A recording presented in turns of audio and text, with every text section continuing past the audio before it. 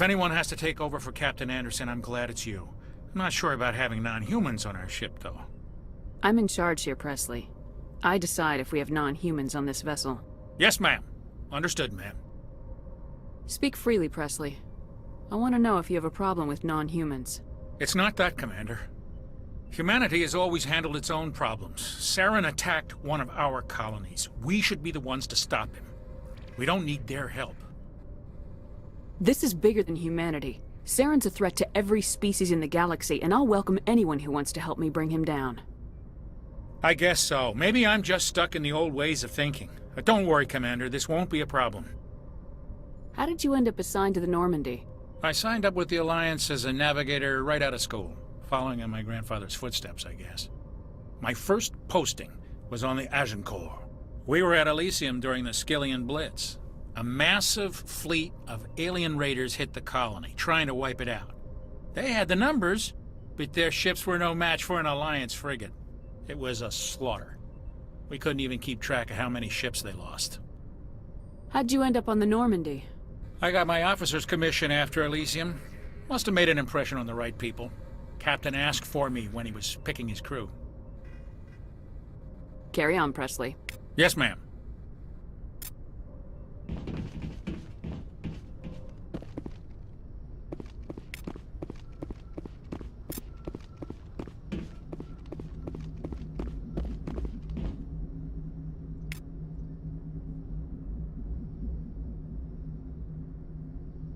I prefer gold to silver, you know, for my medal. I figured you'd recommend me for one since I, pulled your boots out of the fire. Saving my boots from burning lava is part of your job, Joker. We don't give medals to soldiers for doing their jobs. That figures. Just get me a nice card and a cake. No coconut, though. I hate that crap. So, Commander, why don't you tell me why you're really here? How's the Normandy performing? Is she everything they said she'd be? She's the best ship in the fleet. If you've got a pilot who knows how to handle her. Balance isn't what you'd expect. Takes a while to get used to that oversized drive core we got stuffed in the back, and her power can sneak up on you if you're not careful. The Normandy's probably too much ship for your average Alliance pilot, Commander. Lucky for you, I'm anything but average. I like to know my crew. Mind if I ask you a few questions? I can see where this is going. You did a background check on me, didn't you? Well, I'll tell you the same thing I told the captain. You want me as your pilot. I'm not good. I'm not even great. I am the best damn helmsman in the Alliance fleet. Top of my class in flight school, I earned that. All those commendations in my file, I earned every single one. Those weren't given to me as charity for my disease. I can't have you on this ship if you're going to infect my crew. Infect the crew? Oh man, you have no idea what I'm talking about, do you? Okay, I've got Vrolik syndrome, brittle bone disease. The bones in my legs never develop properly. They're basically hollow, too much force and they'll shatter. Even with crutches and my leg braces, it's hard to get around. One wrong step and crack! It's very dramatic, but I've learned to manage my condition, Commander. Put the Normandy in my hands and I'll make her dance for you. Just don't ask me to get up and dance unless, you know, you like the sound of snapping shin bones. I need to know more about this Vrolik syndrome if I'm putting my ship in your hands. Yeah, of course you do. It's an extremely rare condition. Nobody knows exactly what causes it. Genetic, maybe. It's treatable, but there's no cure. They classify my case as moderate to severe. I was born with over a dozen fractures, hip, thighs, ankles. My bones were already breaking in the womb. 100 years ago, I wouldn't have survived past my first year. Lucky for me, modern medical science has turned me into a productive member of society. You're not gonna break a bone trying to fly the ship, are you? I don't fly with my feet, Commander, so I'm fine as long as I'm in this chair. I gotta be real careful when I get up to take a piss, though. I can do my job as well as anyone on the ship. Better, actually. So don't worry about it. I'm not trying to make you uncomfortable. Let's talk about something else. Whatever you want, Commander.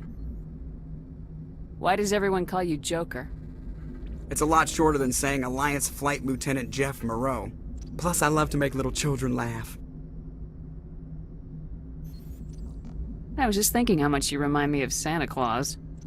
Look, I didn't pick the name. One of the instructors in flight school used to bug me about never smiling. She started calling me Joker, and it stuck. Why didn't you ever smile? Hey, I worked my ass off in flight school, Commander. The world's not gonna hand you anything if you go around grinning like an idiot. By the end of the year, I was the best pilot in the academy, even better than the instructors, and everybody knew it. They'd all got their asses kicked by the sickly kid with the creaky little legs. One guess who was smiling at graduation? I have to go. All right, see ya.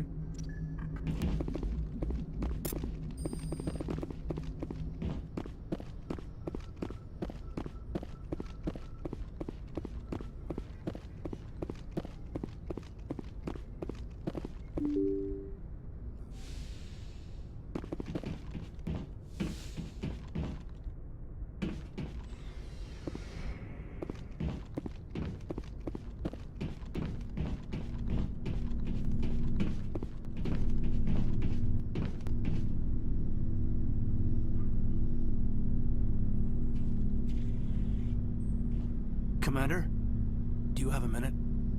What's on your mind, Lieutenant? Off the record, I think there's something wrong here. This Saren is looking for records on some kind of galactic extinction, but we can't get backup from the Council? Sorry, Commander.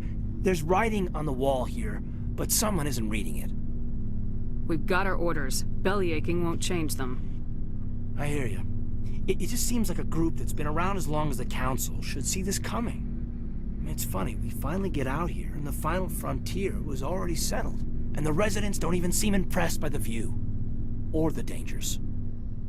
I'm sure your letters home are very poignant. Just keep this kind of sentimentality out of the CIC. Yes, ma'am. Sorry to have wasted your time. I'm right about the mission, though. I know it.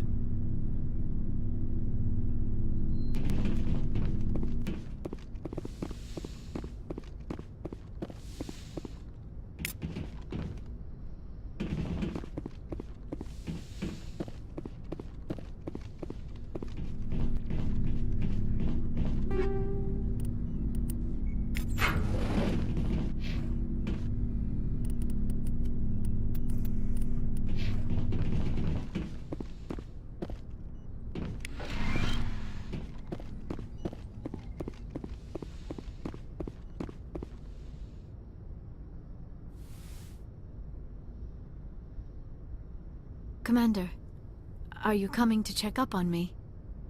I just want to talk. Of course. I never properly thanked you for saving me from the Geth, Commander. If you hadn't shown up, I had to save you. You can help me stop Saren. I know you took a chance bringing me aboard this ship. I have seen the way your crew looks at me. They do not trust me. But I am not like Benezia. I will do whatever I can to help you stop Saren. I promise. Promises are easy to make, but hard to keep. I do not begrudge you your suspicions. I just hope in time you will come to trust me. Do you know why Benezia joined up with Saren? I don't understand it. She was always outspoken about the need for the Asari to become more involved in shaping galactic events. Maybe she thought allying herself with Saren would somehow be for the greater good in the long run. At least I hope so. Any chance she's in this for power or personal gain? No, not the Benezia I knew. But I hadn't spoken with my mother in many years. She may have changed. I'd like to know more about the Asari. We were the first species to discover the Citadel. We were instrumental in forming the Council, and we always strive to be the voice of peaceful cooperation in galactic disputes. My people believe we are all part of a single galactic community. Each species contributes something to the greater whole. Although we seek to understand other species, it seems few of them seek to understand us. The galaxy is filled with rumors and misinformation about my people. Like what? Most of the inaccuracies are centered around our mating rituals. My species is monogendered. Male and female have no real meaning for us.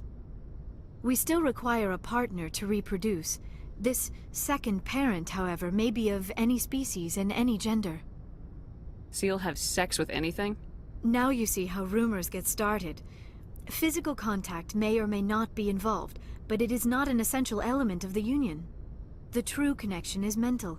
Our physiology allows us to meld with other beings. We can touch the very depths of their minds. We explore the genetic memory of their species. We share the most basic elements of their individual and racial identities. We then pass these traits on to our daughters. It is how we learn to grow as a species and how we develop a greater understanding of other races. What happens to your partner after the union? Every relationship is different. Some unions are a single encounter with both parents parting ways afterwards. Others can be more long-term. Sometimes an Asari and her partner will stay together for many decades. Do you know who Matriarch Benezia chose as her partner? She rarely spoke of her partner. Though I know my father, if you want to use that term, was another Asari. Benezia never told you her partner's name? Union with our own kind is no longer common, not for the purposes of reproduction. Most Asari believe it weakens our species. Asari daughters inherit racial traits from the father species. If both parents are Asari, then nothing has been gained, or so conventional wisdom would hold. I am what is sometimes called a pureblood, though no Asari would ever be cruel enough to say the word to my face. It is a great insult among my people. It is possible Benezia's partner was embarrassed by their union. She may have been too ashamed to publicly acknowledge me as her offspring. Why agree to the union if she didn't want any children? I cannot answer that. This is all speculation on my part. It is possible she wanted to be part of my life, but something happened to her before she had the chance. Benezia never spoke of her partner. Whatever happened, it caused her too much pain to dwell on it. She raised me by herself, though that is not uncommon. Many Asari raise their children alone, particularly if the father species is short-lived. Often the partner will pass on long before the child reaches maturity. You Asari live for 1,000 years. What happens when your partner dies? Few sapient species live as long as my kind. We have learned to take a philosophical approach to our unions. We do not focus on the inevitable loss of our partners. Instead, we enjoy the time we spend with them. And even after they're gone, a part of them lives on in us. The union is a connection that transcends both time and space. I should go. Goodbye, Commander. Yes, Commander? Is there something you need? I should go. Goodbye, Commander.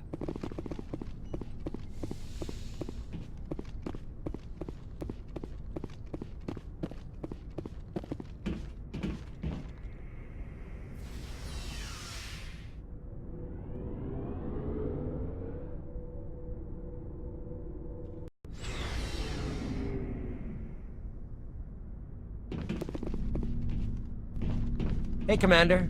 Looking for some extra supplies before you head out? What have you got?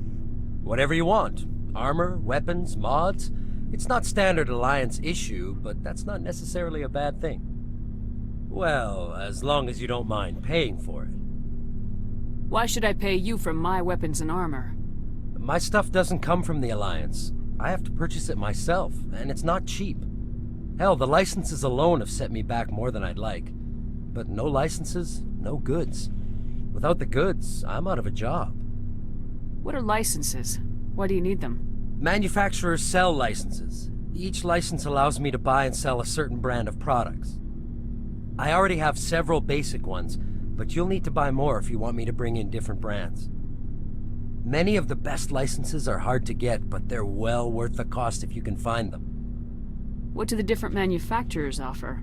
There are too many for me to keep track of, but each license will explain what it's good for. How often will you get new items? Well, that depends on how many licenses you've purchased, but I'll rotate items on a regular basis regardless. And anytime we land someplace with a big enough port, I'll buy, sell, and trade whatever I can. Check back often. I need to move items quickly, so only the most basic items will be stocked consistently. Let's see what you got. You bet, Commander.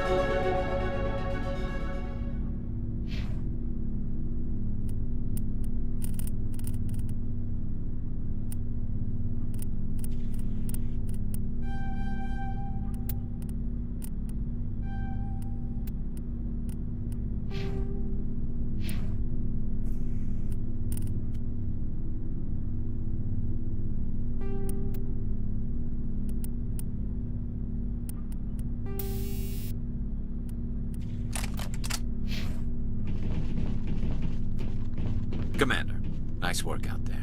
I knew working with the Spectre would be better than life at CSEC. Have you worked with the Spectre before? Well, no, but I know what they're like. Spectres make their own rules. You're free to handle things your way. At CSEC, you're buried by rules. The damn bureaucrats are always on your back. Being a Spectre does have its advantages. Exactly my point. If I'm trying to take down a suspect, it shouldn't matter how I do it, as long as I do it. But CSEC wants it done their way. Protocol and procedure come first. That's why I left. So you just quit because you didn't like the way they do things? There's more to it than that. It didn't start out bad, but as I rose in ranks, I got saddled with more and more red tape. CSEC's handling of Saren was typical. I just couldn't take it anymore. I hate leaving. You did the right thing. Life's too short to sit around waiting for things to happen. Yeah, you're probably right. Either way, I plan to make the most of this. And without CSEC headquarters looking over my shoulder, well, maybe I can get the job done my way for a change. As long as you do your job well, you're free to go about your business as you see fit. Thank you, Commander.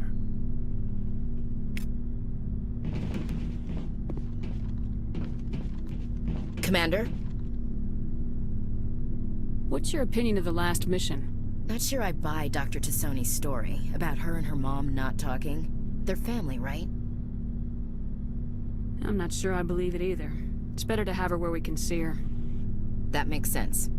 Too bad those ruins got destroyed. I mean, they lasted thousands of years. That's impressive. Do you have a few minutes to talk? One-on-one? Sure. I was hoping to get a minute of your time. Off the record. Is this duty-related, Chief? No, ma'am. Well, maybe. I know things are different aboard the Normandy, but, I'm concerned about the aliens, Vicarian and Reks. With all due respect, Commander, should they have full access to the ship? You don't trust their motives because they're not human. This is the most advanced ship in the Alliance Navy. I don't think we should give them free rein to poke around the vital systems. Engines, sensors, weapons. That's enough, Chief. You always second-guess your superiors? Ma'am, no ma'am. I'm sorry, I was out of line. I'll get back to my duties, Commander.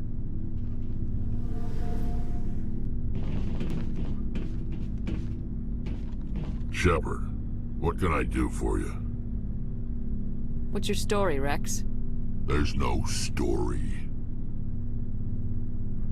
Go ask the Quarian if you want stories.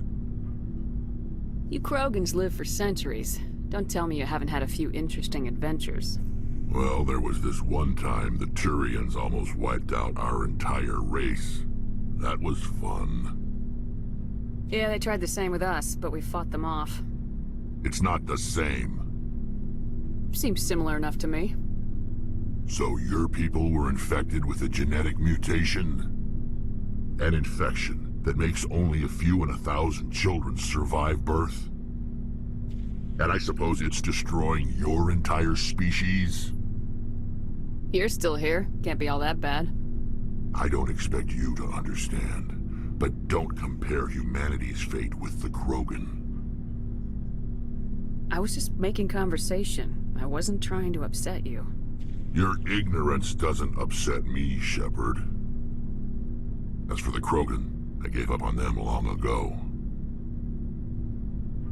The genophage infected us, but it's not what's killing us. What can you tell me about the genophage? Ask the Solarians if you want details. They made it. All I know, it makes breeding nearly impossible. Thousands die in stillbirth, and most never get that far. Every Krogan is infected. Everyone. And no one's rushing to find a cure. Why don't the Krogan try to find a cure? When was the last time you saw a Krogan scientist? You ask a Krogan, would he rather find a cure for the genophage or fight for credits? He'll choose fighting every time. It's just who we are, Shepard. I can't change that. Nobody can. Are your people really dying? We're sure not getting any stronger.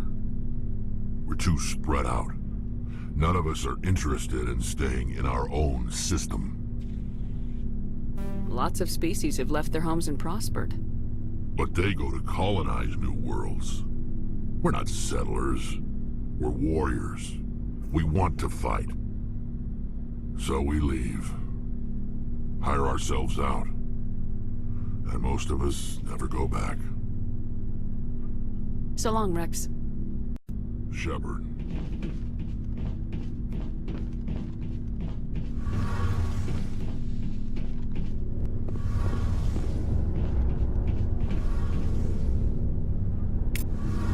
Hey, Commander, you know that Quarian, Tali?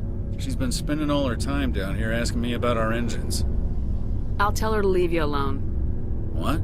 No, she's amazing. I wish my guys were half as smart as she is. Give her a month on board and she'll know more about our engines than I do. She's got a real knack for technology, that one. I can see why you wanted her to come along. Ambassador Udina made me take her along.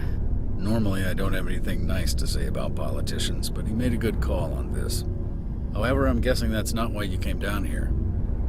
Fill me in on the IES stealth system. How does it work exactly? You can't hide a ship out in space. They emit too much heat and radiation. Too easy for sensors to pick them up, unless you find a way to capture those emissions. So our stealth systems trap the energy we give off in storage sinks built into the ship itself. No emissions to give away our location. Eventually the sinks have to be vented. More than a few hours silent running and they overheat. Cook us inside our own hull. There's no way for anyone to detect us? A visual scan can still pick us up. Anyone looking out a window can see us plain as day. But you have to be pretty close to get an actual visual out in space. Most vessels rely on scanners. As long as the stealth systems are engaged, they can't see us. Not unless we accelerate to FTL speeds. Why doesn't it work with faster-than-light travel? Cranking up to FTL blue shifts our emissions, pushes them into frequencies too high to capture in the sinks. As soon as we make the jump, it's like setting off a flare. Sensors can pick up our location whenever we enter or exit FTL flight, but for short-range missions, our stealth systems are amazing, and we've got the only one. Where else have you served, Adams? If you name a class of Alliance ship, I've probably served on it. Everything from dreadnoughts and carriers right down to frigates like the Normandy. My last assignment was on the Tokyo, only a cruiser, but she was a good ship. Couldn't hold a candle to the Normandy, though. I want to know more about the Normandy. She's the best ship I've ever served on, probably the fastest vessel ever designed. And she's the only one using the new Tantalus drive core. What's so special about the Tantalus drive core? Proportionally, it's about twice the size of any other vessel. Not only are we faster, but we can run at FTL speeds longer before we have to discharge the core. Carry on, Adams. Aye, aye, Commander.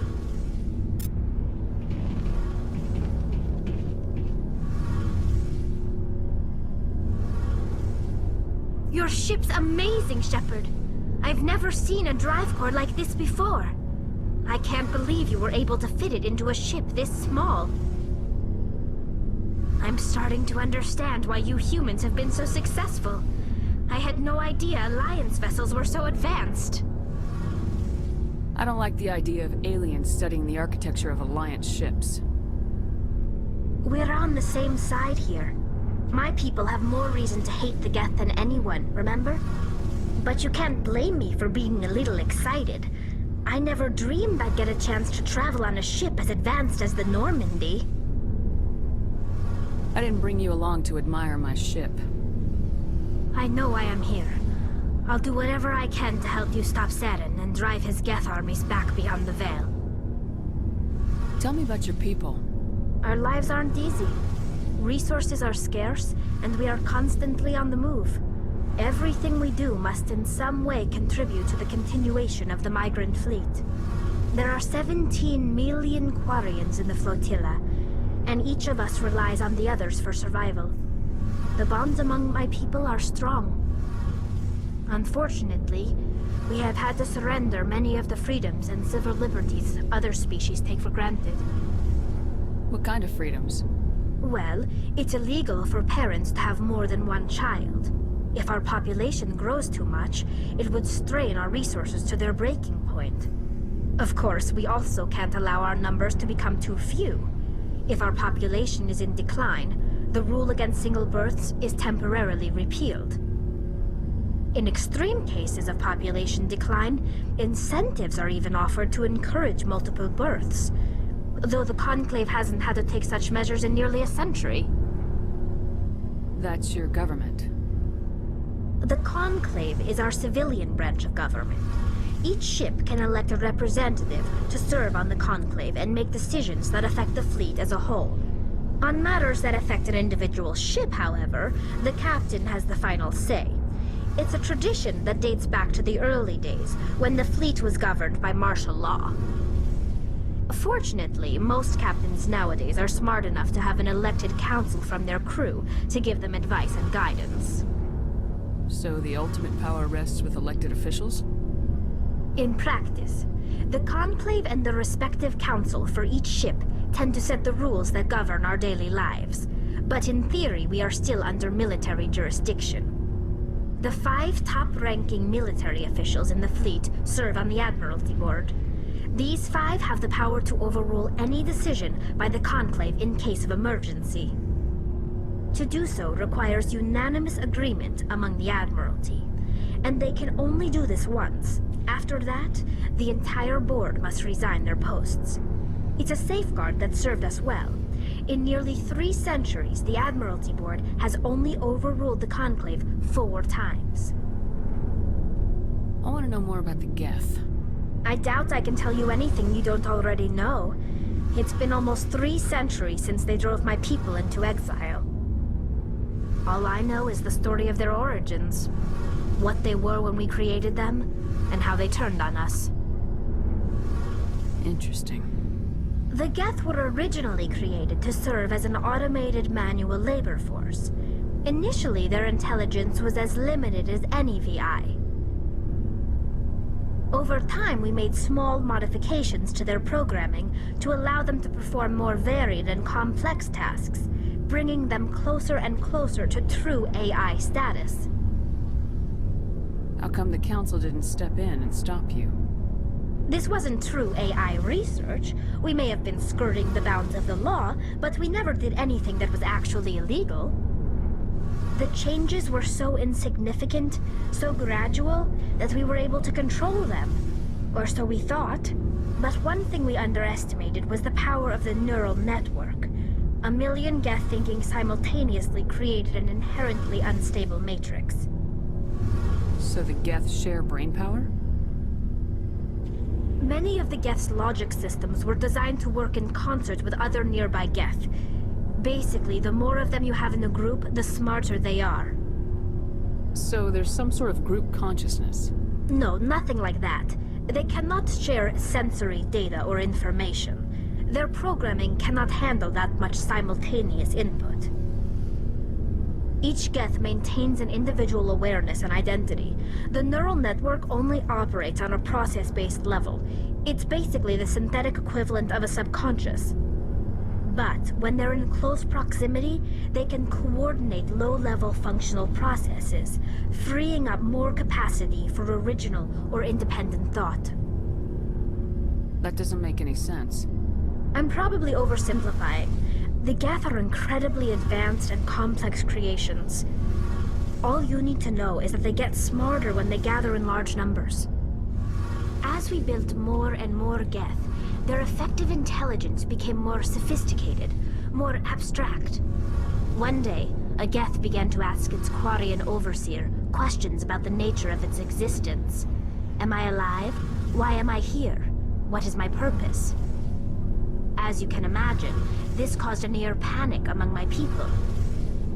I don't see what's so bad about those questions.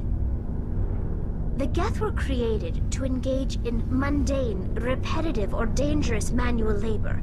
That's fine for machines, but it won't satisfy a sentient being for long. The Geth were showing signs of rudimentary self-awareness and independent thought. If the Geth were intelligent, then we were essentially using them as slaves. It was inevitable the newly sentient Geth would rebel against their situation. We knew they would rise up against us, so we acted first. A general order went out across all Quarian-controlled systems to permanently deactivate all Geth. The Geth responded to this order violently. You didn't really think they'd just let you destroy them without a fight, did you? The hope was that most of the Geth would still be little more than machines, incapable of organized resistance. But they had progressed much further than anyone anticipated. The war was long and bloody. Millions upon millions of Quarians died at their hands. In the end, we were forced to flee our own homeworld. We feared the Geth would pursue us, but they never came beyond the Veil.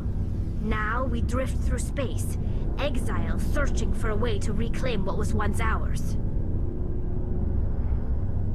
You got what you deserved. We made a mistake when we created the Geth in the first place, but we did not make a mistake when we went to war against them. If we had not acted, they would have wiped us out. They're a synthetic life form. They have no use for organics. None. Why do you think they cut themselves off from the rest of the galaxy? Why do you think they've killed every organic being who's ever tried to contact them? They didn't kill Saren. What does that tell you? The Geth are not innocent victims in all this. They're the enemy. They want to destroy us. Not just the Quarians. All organic life. That's why they've joined up with Saren. And that's why we have to stop him. I want to know more about the pilgrimage. When my people reach maturity, we leave our birth ships and seek acceptance with a new crew. It's necessary to maintain genetic diversity among the fleet. But no ship wants to accept someone who will be a burden on them. So, to prove our worth, we embark on a pilgrimage. We set out alone, leaving the flotilla and our families behind us. We only return once we have found something of value we can bring back to the fleet. This is presented as a gift to the captain of the respective ship we wish to join. If the gift is accepted, we are welcomed into the crew. I can't believe they just send you off alone. It's not like they just cast us out. Before we leave, we are given lessons in how to survive outside the flotilla, and given gifts to help us on our journey. We also receive implants to fight off sickness and disease. Generations of living in an isolated and highly controlled environment have left our immune systems weaker than most. By the time we leave the fleet, we are well equipped for the pilgrimage. This is a rite of passage for all Quarians. If it were dangerous, our numbers would suffer. Virtually every pilgrimage ends with a triumphant return and the ritual presentation of the gift to one of the fleet's captains. Can a captain choose to reject the gift? That doesn't happen often. Most captains are eager to increase the size of their crew. It increases their own standing in our society. Even when a gift is not particularly valuable, the captain usually accepts it out of a sense of tradition. However, there is a stigma to presenting a substandard gift. It's not the best way to make a good impression on a new community. Most pilgrims don't return until they find something worthwhile. I want to talk about something else. Like what? I should go. See you later.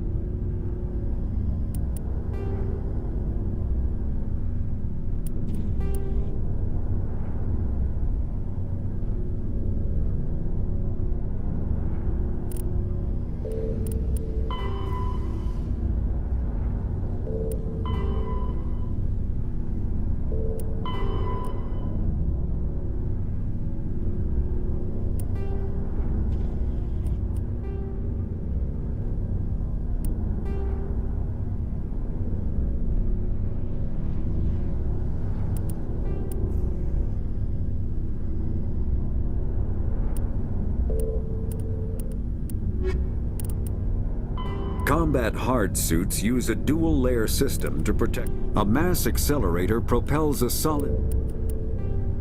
Citadel space is an unofficial term referring to any region of space. Biotics, an artificial intelligence, is a Element 0 can increase or decrease. Omni-tools are handheld. The Normandy is a prototype starship developed by... Larger warships are generally classified in one of 4 ways. Ship mobility dominates space. Faster than light drives use element. The Mako infantry fighting vehicle was designed for...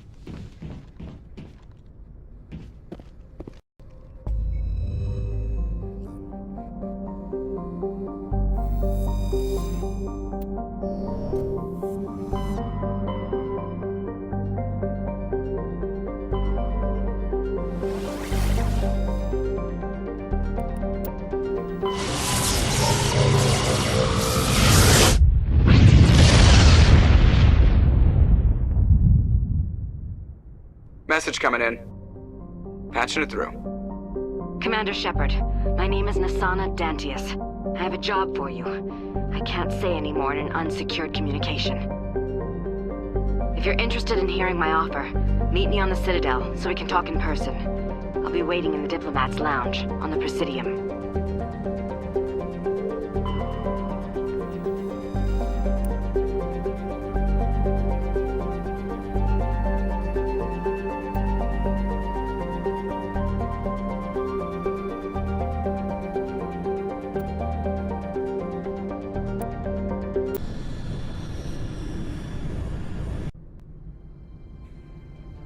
Approach control, this is the SSV Normandy, requesting a vector and a berth. Normandy, your arrival was not scheduled. Our defense grid is armed and tracking you. State your business. Citadel business. We got a Council Spectre aboard. Landing access granted, Normandy. Be advised, we will be confirming identification on arrival. If confirmation cannot be established, your vessel will be impounded. What a fun bunch. I think I'll take my next leave here.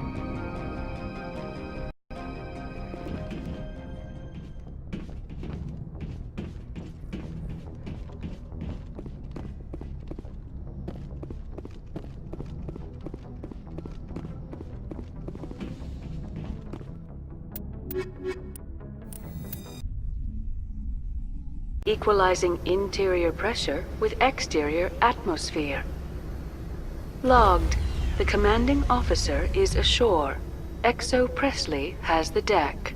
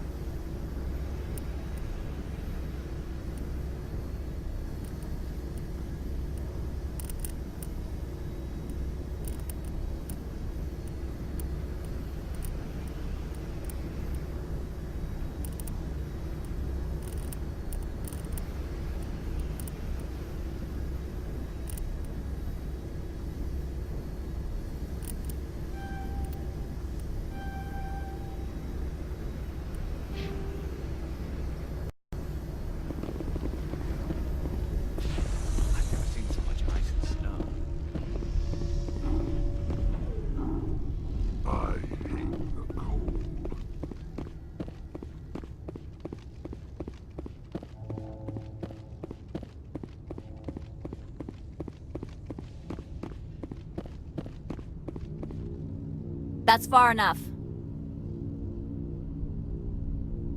Something wrong, officer? You better hope there isn't. This is an unscheduled arrival. I need your credentials. All you need to know is I have more credentials than you. They plan to be trouble, ma'am. I can't let you enter the port area without confirmation of your identity. Sergeant Sterling, secure their weapons. Don't try it. Nobody takes my weapon. Charge and lock! We are authorized to use lethal force. You have to the count of 3 to surrender your weapons. 1, 2, 3. Captain Matsuo, stand down!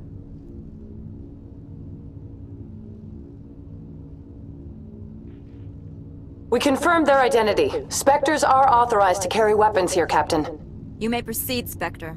I hope the rest of your visit will be less confrontational. Parasini-san will meet you upstairs. Behave yourself. Get out of here. I'm sure Parasini-san will answer any questions you have.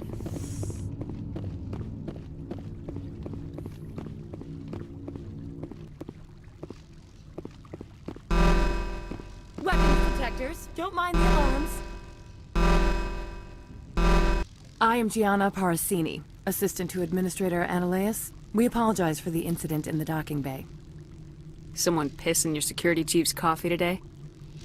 She takes her job seriously. She is a valuable asset to the company.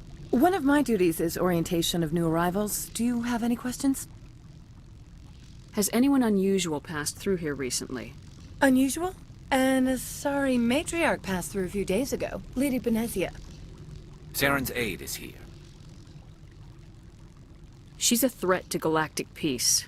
I'm here to bring her in or put her down. The board doesn't like having outside problems dumped in its lap, Commander. Benezia left for the Peak 15 research complex days ago. To the best of my knowledge, she's still there. Good. Give us directions and we'll be on our way. You'll need to ask Administrator Ananias for clearance to leave this port. Where can I find the Administrator? His office is on the main level, left at the top of the elevator. Pretty heavy security for such a small port. The Executive Board does everything in its power to protect the privacy of our client corporations.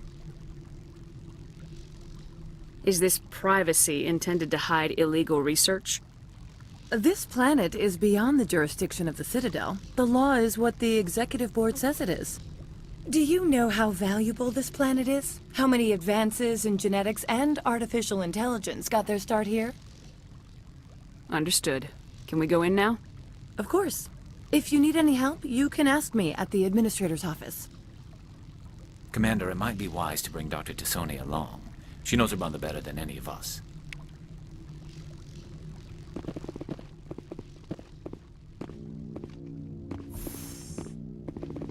Welcome to Port Hanshan, the galaxy's most respected site for independent scientific research and development.